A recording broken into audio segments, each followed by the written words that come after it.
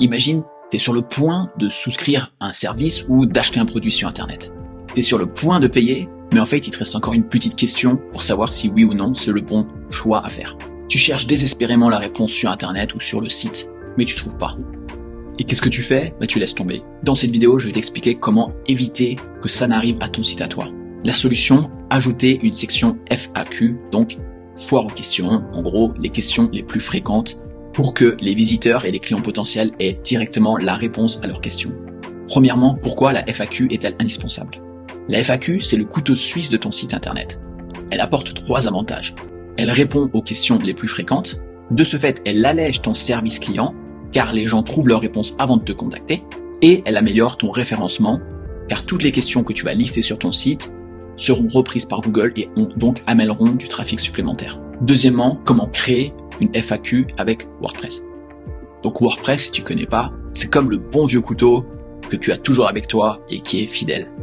Alors on va venir tout simplement créer une nouvelle page et par là tu viens cliquer sur le plus par ici. Tu peux soit tout parcourir ou alors tu vas venir par là et tu vas cliquer tu vas saisir FAQ et tu vas venir cliquer sur le premier élément par là. Une fois que c'est fait, en principe, tu vas directement voir le menu apparaître par ici. Si c'est pas le cas, si je supprime, en cliquant sur plus, à présent, tu verras qu'il apparaît dans ta liste. Tu peux maintenant tout simplement saisir ta question par là. Combien de temps? Et tu mets ta réponse en dessous, environ 2 semaines. 2 semaines, c'est pas mal, non? Juste en général comme ça. Et si je viens visualiser le résultat, publication, je vois que mon élément a été ajouté par là, et en cliquant dessus, je vois la réponse. Troisièmement, utiliser Divi pour une FAQ plus interactive.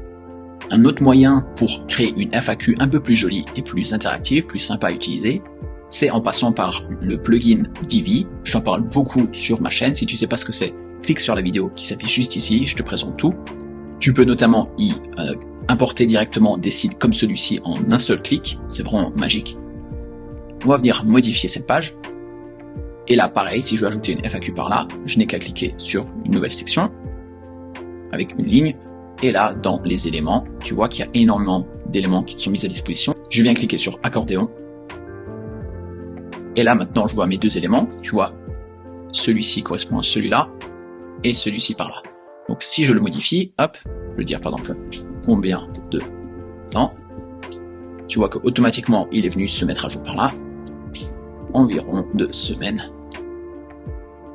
Si je reviens en arrière, pareil, je peux modifier celui-ci. C'est pour quand.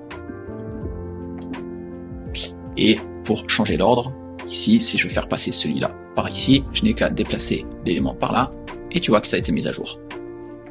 Je te montre le résultat, à quoi ça ressemble, c'est par là, et tu vois que tu as une belle petite animation, ça fait l'affaire. Et d'ailleurs, si tu t'intéresses à cette vidéo, c'est certainement que tu es en train de créer un site ou de l'optimiser.